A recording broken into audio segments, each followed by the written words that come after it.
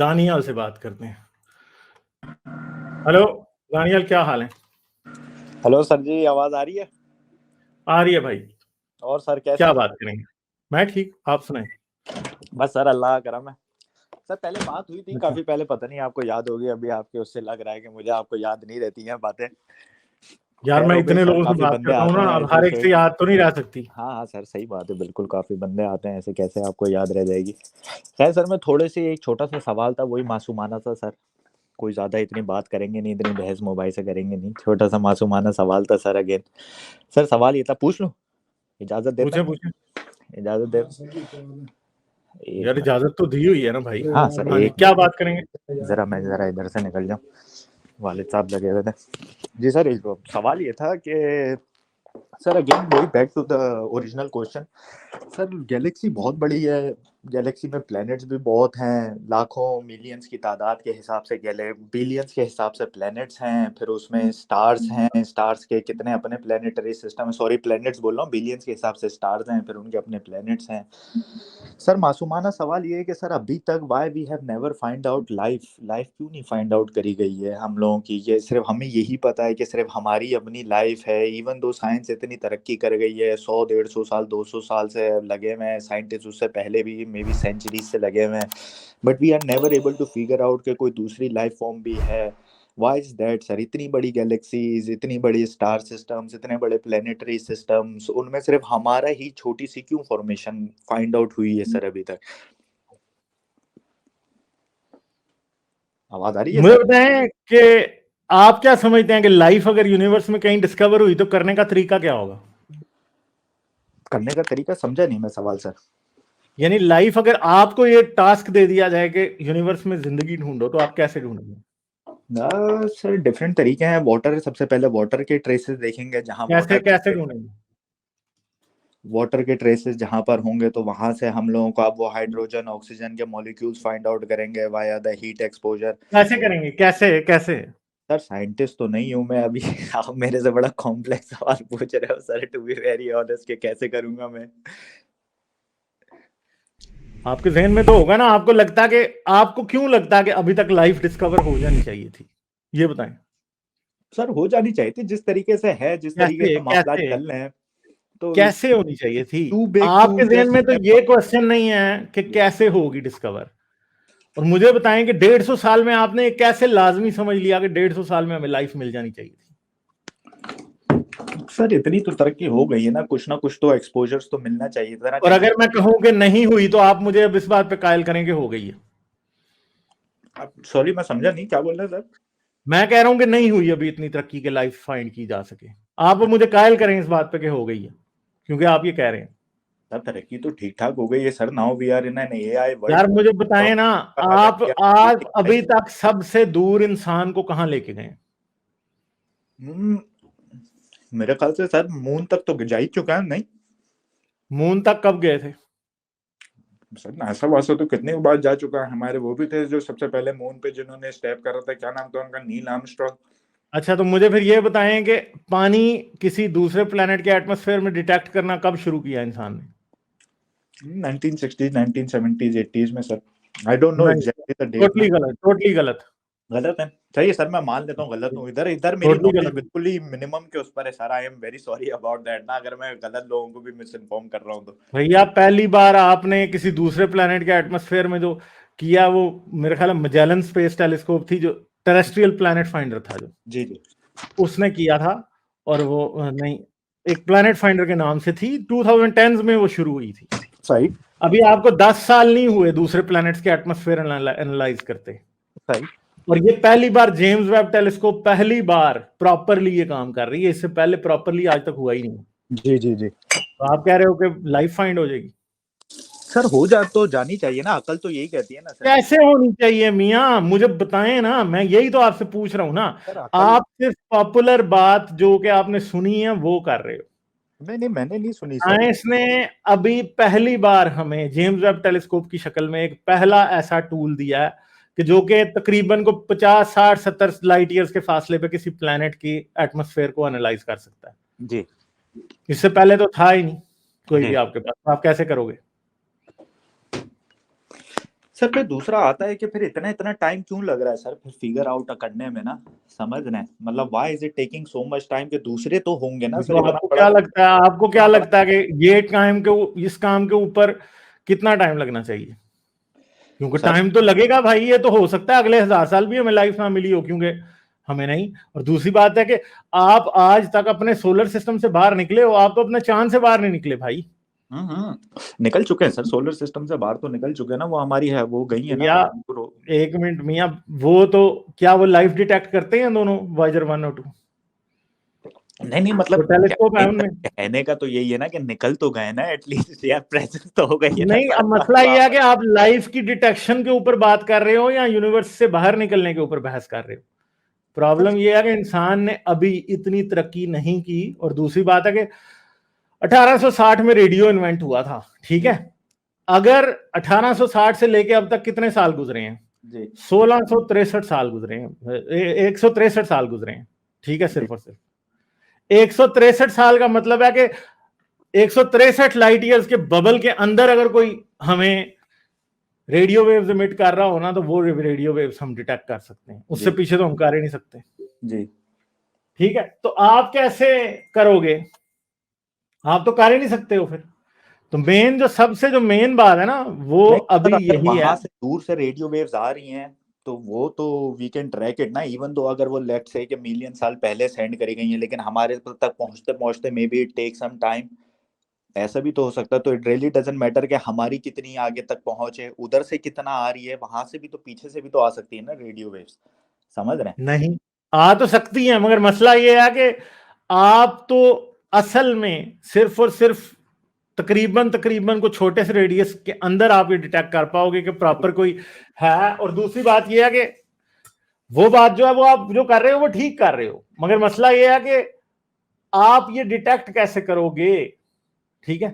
और दूसरी बात यह है कि कोई सिविलाइजेशन आपके इस रेडियस में, कोई आपके 1 मिलियन ईयर्स के भी रेडियस में, लाइट ईयर्स के रेडियस में ना हो, तो फिर आप क्या करोगे?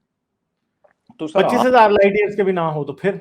तो सर आपको थोड़ा सा स्कैरी नहीं लगता सर कि इतना बड़ा सिस्टम में सिर्फ एक हम ही मौजूद हैं और कोई है भी नहीं, और ना उनके ट्रेसेस भी अभी ना मौजूद तो है ना। इसमें क्या है, इसमें क्या है, इस पूरी जमीन पे भी तो इंटेलिजेंट सिर्फ आप ही है ना। लाइफ तो हो सकता हो, मगर इंटेलिजेंट लाइफ ना हो, तो फिर हम क्या करेंगे? हाँ सर वही, आप और मैं क्या इसको अपनी मर्जी से बदल सकते हैं? इंटेलिजेंट लाइफ ना सर, वही तो सर फिर दूसरा सवाल ये कि अगर है भी उधर भी लाइफ है, तो फिर उन प्लैनेट्स में क्यों नहीं इवॉल्व हो रही इंटेलिजेंट लाइफ। फिर सवाल दूसरा ये बन जाता है कि सर चलो मैंने मान लिया हो कि भाई सकता है इवॉल्व हो रही हो सकता है एक्सटिंक्ट हो गई। आपको पता है कि अब तो हमें 1.5 लाख साल पहले ऐसा इंटेलिजेंट स्पीशीज होमिनिड मिल गया है जो कि एक्सटिंक्ट हो चुका है। हो सकता है इवॉल्व होकर एक्सटिंक्ट हो गई। नेanderthals हैं, वो कब के एक्सटिंक्ट हो चुके हैं। सर इतने सारे प्लेनेटरी सिस्टम्स, इतने सारे, हर जगह ही हर कोई एक्सटेंट हो रहा है, मतलब नॉट तो इवन वन। आपको क्या लगता है इसकी रीजन क्या होगी, फिर बताएं मुझे। Sir maybe we are special, that's how I am thinking of it, शायद हम स्पेशल हो। What do you think special sir. कैसे हो सकते हैं? खुदा ने बनाया होगा हमें। Sir no, it really doesn't matter किसने बनाया है, द बीइंग स्पेशल इज तो कि वी आर स्पेशल द कैसे हैं आप? That count. अगर आप स्पेशल होते तो आप इतने इतने छोटे से पत्थर के ऊपर बैठे होते। लेकिन sir again coming back to the older point, अभी तक तो हम ही इंटेलिजेंट है, like how you said we are the only intelligent being in this planet. यार आप कल फर्ज तो करें बनता आज से 100 साल बाद इंसान एक्सटिंक्ट हो जाएगा, तो फिर आप कह सकेंगे कि हम ही इंटेलिजेंट हैं? सर एक्सटिंक्शन से इंटेलिजेंस का तो कोई लेना देना नहीं है ना सर। क्यों नहीं है? क्योंकि क्या इंटेलिजेंट स्पीशीज एक्सटिंक्ट नहीं होते? क्यों नहीं होते, होते हैं सर। तो फिर क्या मसला है? निएंडरटॉल भी आज भी बैठे सोच नहीं रहे ना कि वही क्यों अकेले इंटेलिजेंट है, क्योंकि अब वो है ही नहीं। आप भी हो सकता है 100 साल बाद एटम बम इतने चला के बड़े मर गए हो। नहीं सर, देखें सर, शायद आप समझ नहीं रहे हैं या शायद मैं समझा नहीं पा रहा हूँ मैं आपको। सब कुछ समझ रहा हूं, मगर मैं ये जानना चाह रहा हूं कि आप ये जो आप बातें कर रहे हो ना, वो साइंटिफिक नहीं है, वो बिलीफ्स हैं। नहीं नहीं सर, साइंटिफिक है ना सर, आप जो है ना लॉजिक प्री करके उस पर कंसीव्ड बात कर। बातों से आप बातों सर को आप फर्ज रिलीजन को करके आ रहे साइड हो। में रख दो, I am not comparing religion को, तो मैं बीच में लेकर ही नहीं आ रहा हूँ sir, I am just talking about मंतक नहीं तो लॉजिक। आपको मियाँ, जी बात सिंपल सी है ना, जी सर। कि सिंपल बात है, आज से 1 मिलियन साल पहले कहीं लाइफ इवॉल्व हुई हो और हाँ 10,000 साल वो एग्जिस्ट की हो, उसके बाद हाँ वो इंटेलिजेंट लाइफ इवॉल्व हुई हो, 10,000 साल वो एग्जिस्ट की हो और उसके बाद वो एक्सटिंक्ट हो गई हो, जी। तो आपके पास तो सिर्फ 10,000 साल की विंडो थी उसे फाइंड करने के लिए। सर फिर ठीक है। सवाल ये आता है, आप सुनोगे या नहीं? नहीं सर देखें, I understand what you are saying, आपका पॉइंट भी बिल्कुल। 1 मिलियन साल बाद एक प्लेनेट जो कि आपसे 1,500 लाइट ईयर्स के फासले पे था, 1 मिलियन साल पहले वहां पे इंटेलिजेंट लाइफ इवॉल्व हुई। उन्होंने 1,000 साल रेडियो सिग्नल्स एमिट किए और वो मर गए जी। उनके रेडियो सिग्नल्स आपके पास से गुजरे थे 9,99,300 साल पहले। जी सर। 1,000 साल तक वो जमीन पे रिसीव होते रहे, उसके बाद वो सिविलाइजेशन एक्सटिंक्ट हो गई। 1,000 जमीन से उनके रेडियो सिग्नल पास होने के बाद उनके रेडियो सिग्नल अब हमसे 1 मिलियन लाइट ईयर दूर जा रहे हैं आगे। अब तो आपको डिटेक्ट नहीं होंगे ना। जी बिल्कुल सही बोल रहे। ठीक है, तो सिंपल सी बात है कि भाई अगर इंटेलिजेंट लाइफ कहीं मौजूद हो भी और वो कुछ अरसे तक ऑपरेट करती रही हो और उसके बाद मर गई हो, तो आपको तो डिटेक्ट नहीं होगी ना। अब तो उनको डिटेक्ट करने का एक ही तरीका होगा कि आप 1,000 लाइट ईयर्स दूर प्लेनेट पे जाएं और वहां जाके आर्कियोलॉजिकल डिग करें, उसके बाद आपको उनकी सिविलाइजेशन मिले तो आपको पता लगेगा कि वो हैं, क्योंकि अब वो अपने सिग्नल्स इमिट करना बंद कर चुके हैं, जैसे कि आज हम कर रहे हैं ना। हम पिछले 163 साल से स्पेस में सिग्नल्स इमिट कर रहे हैं, और एक प्लेनेट जो हमसे 700 लाइट ईयर्स के फासले पे होगा जी, ठीक है, आप अगले 200 साल में एक्सटिंक्ट हो जाएं और आपके टोटल 263 साल आपने रेडियो वेव्स स्पेस में एमिट की हूं, और आप 263 साल बाद आप एक्सटिंक्ट हो जाएं आज से, या 200 साल बाद आज से आप एक्सटिंक्ट हो जाएं, तो आपके सिग्नल्स तो उनके पास से गुजरेंगे टोटल 363 साल के लिए। वो आपसे 700 लाइट ईयर्स के फासले पे हैं। उनको आपके ये सिग्नल्स जो हैं वो आज से 700 साल बाद मिलने शुरू होंगे। जी जी, ठीक है, या 600 साल बाद जी, और फिर उनको 363 साल मिलते रहेंगे जी। और वो वहां से अगर निकले भी हमारी तरफ तो उन्हें 700 लाइट ईयर्स आने में लगेंगे, और जब उन्हें 363 साल जब उन्हें मिलने शुरू होंगे सिग्नल, उस पॉइंट से जब वो इधर को आना शुरू होंगे तो हम तो उससे 1000 साल पहले के एक्सटिंक्ट हो चुके होंगे। बिल्कुल सही कर रहे हैं सर। अगेन बात आप बिल्कुल खरी कर रहे हैं, बिल्कुल सही कर रहे हैं, लेकिन सर ये तो बात उस पर आती है ना जो आपने बोला एक सिविलाइजेशन, लेकिन सर जिस तरीके से नंबर्स प्रेजेंट हो रहे हैं हमारे सामने बिलियंस के तौर पे, ट्रिलियंस के तौर पे, अब तो साइंटिस्ट ये कहते हैं कि भाई दुनिया में यार आप ये बात ही समझ नहीं पा रहे हो कि भैया 1 ट्रिलियन लाइट ईयर्स के फासले से तो आपके पास सिग्नल नहीं आने लगे ना। नहीं देखें सर, समझ आप अगेन सर कॉन्सेप्ट नहीं समझ पा रहे हैं आप। कहने का मैं मतलब कॉन्सेप्ट समझ पा रहा हूँ, आप नहीं समझ पा रहे। आपने ट्रिलियन का फासला यूज कर लिया। मैं क्या बात कर रहा हूँ, फिर आप बताओ अगर आप नहीं समझ, आप बताएं ना। नहीं, मैं तो आपकी बात समझ गया हूँ। आप कह रहे हो कि अगर कोई ट्रिलियन के इतने ट्रिलियन सितारे हैं तो भाई ट्रिलियन सितारे क्या आपके पास 100 लाइट ईयर्स में पैक हुए हैं?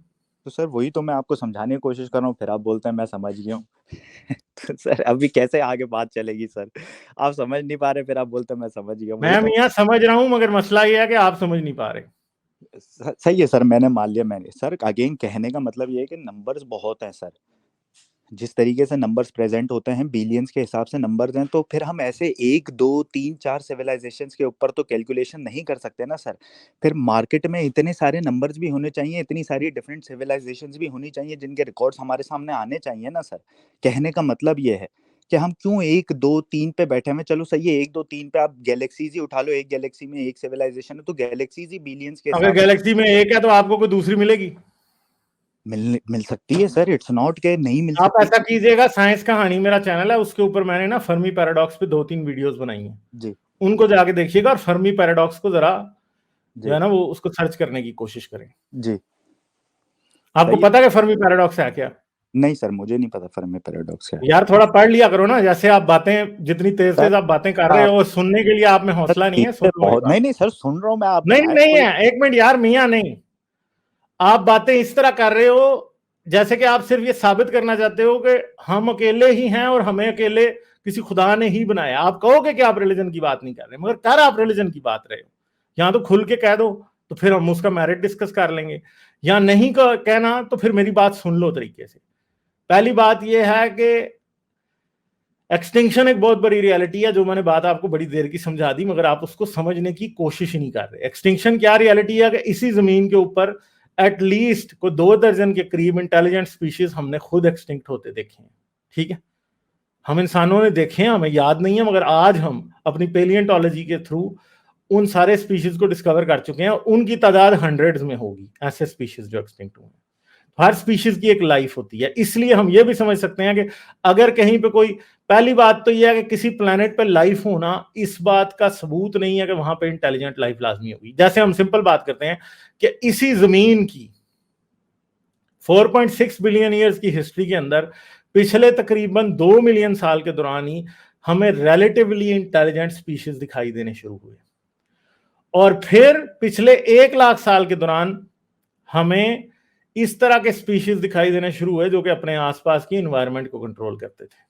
ठीक है, पिछले 10,000 साल के दौरान सिर्फ और सिर्फ हमें वो स्पीशीज दिखाई देने शुरू हुए जो कि सिविलाइजेशन बना सकते हैं जी। और सिर्फ पिछले 200 साल के दौरान उन स्पीशीज में से एक, यानी वो स्पीशीज जो हैं वो इस काबिल हुए कि वो यूनिवर्स के अंदर रेडियो वेव्स एमिट कर सकें। जी बिल्कुल, यानी सिर्फ और सिर्फ पिछले, यानी 1860 में रेडियो इन्वेंट हुआ है, तो 1860 से लेके अब तक आप रेडियो वेव्स एमिट कर रहे हैं। यानी इतना मुश्किल 4.6 बिलियन ईयर्स में से सिर्फ और सिर्फ ये पिछले 160 साल ऐसे हैं जिनके अंदर हमें को रेडियो वेव से डिटेक्ट कर सकता है इस यूनिवर्स में। बिल्कुल ठीक है। और अगर आप, क्योंकि आप तो शायद किसी और तरह के स्पेशल कंसिडरेशन वाली बात को समझ रहे हो ना, अगर हम सिर्फ एवोल्यूशनरी फ्रेमवर्क को देखें कि यूनिवर्स में हर जगह लाइफ एवोल्यूशन के थ्रू पैदा होगी, तो भाई कोई स्पेशल नीड ही नहीं है कि आपको जिंदगी डिस्कवर होगी।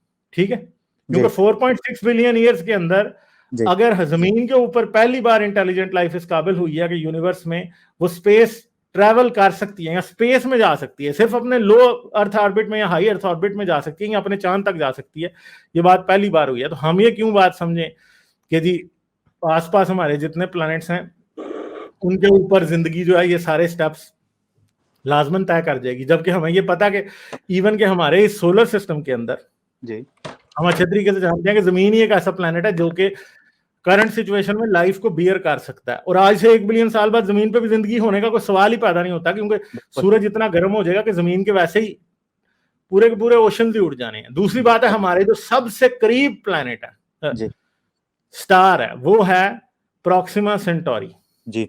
प्रॉक्सिमा सेंटोरी एक रेड ड्वार्फ है जी जी।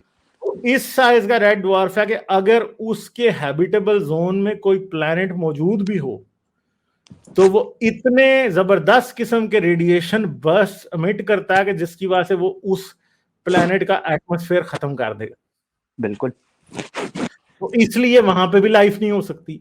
फिर दूसरे जो प्लैनेट्स हैं, दूसरे जो स्टार्स हैं प्रॉक्सिमा सेंटोरी ए और बी, वो सूरज की ही एज के हैं, मगर वो बाइनरी स्टार्स हैं। बाइनरी स्टार्स के गिर्द लाइफ होना जो है वो जरा थोड़ा ज्यादा रेयर है एज कंपेयर टू जैसा हमारा यूनिटरी स्टार सन। बिल्कुल, बाकी ये है कि हम अपने आसपास तकरीबन 1000 लाइट ईयर्स के फासले पे बहुत सारे स्टार्स को देख चुके हैं। कहीं तो स्टार्स ही ऐसे हैं कि वो इस बात को परमिट ही नहीं करते कि उनके पास लाइफ होगी। कोई बहुत बड़ा है तो कोई और तरह का है, तो कोई और तरह का है, तो ये मसला है। दूसरी बात है कि ब्राउन ड्वार्फ्स और रेड ड्वार्फ्स बहुत पुराने स्टार्स हैं, मगर वो यूनिवर्स में ऐसी टाइम बने थे जिस टाइम के ऊपर यूनिवर्स के अंदर हैवियर एलिमेंट्स बहुत कम थे। इसलिए एक तरफ ब्राउन ड्वार्फ के गिर्द अगर कोई सिविलाइजेशन हो तो वो हमसे ज्यादा एडवांस हो सकती है, क्योंकि लाइफ उधर पहले हो सकती है रेड ड्वार्फ और ब्राउन ड्वार्फ के थ्रू के करीब। मगर प्रॉक्सिमा सेंटोरी बी का ही जो मैंने आपको, प्रॉक्सिमा सेंटोरी सी का ही जो मैंने आपको केस बताया, उसमें हमें पता है कि रेड ड्वार्फ इस तरह के भी होते हैं कि वो अपने आसपास के प्लैनेट्स के एटमॉस्फेयर खत्म कर देते हैं। तो इसलिए कम है कि रेड ड्वार्फ के गिर्द लाइफ होगी। ब्राउन ड्वार्फ रह जाते हैं, और ब्राउन ड्वार्फ सारी बात है जितने पुराने हैं हो सकता है वो यूनिवर्स के शुरू में बने थे और उस वक्त इतने हैवियर एलिमेंट्स ही नहीं थे कि वहां पे उस टाइम प्लैनेट्स और लाइफ बन सकती। तो भाई लाइफ जो ड्रेक इक्वेशन में जब लोग बातें डालनी शुरू करते हैं ना, तब जाके पता चलता है कि लाइफ बड़ी रेयर होगी। ठीक है, ये बात हो सकती है, मगर इसके लिए ये नहीं है कि हमें को स्पेशल कंसिडरेशन से बनाया गया इसलिए हम बन गए और बाकी जगह पे लाइफ नहीं।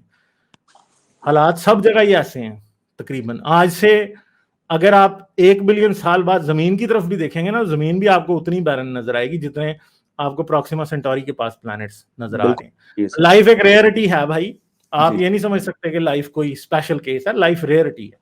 ठीक है, हाँ सर, लेकिन फिर इतनी रेयरिटी तो नहीं होनी चाहिए ना सर। अगेन कमिंग बैक, यार आपकी मर्जी से यूनिवर्स अगर चल सकता है तो आप खुदा होने का दावा कर दें फिर।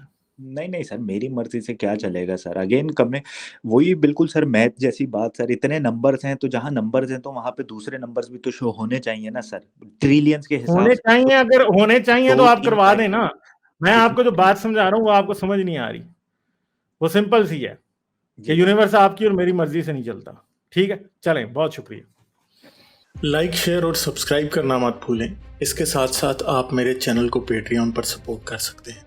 पेट्रियन का लिंक वीडियो की डिस्क्रिप्शन में है।